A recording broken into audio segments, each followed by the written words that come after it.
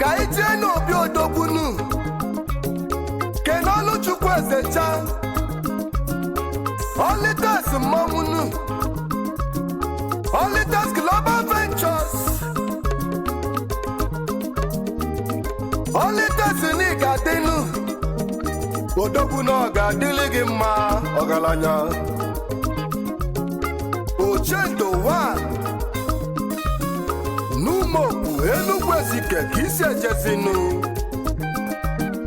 the Chief Executive Officer Olitex Engine Oil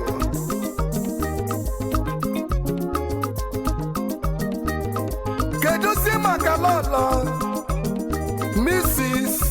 Eberezecha nwanyị dị mma na anyị kenelu inu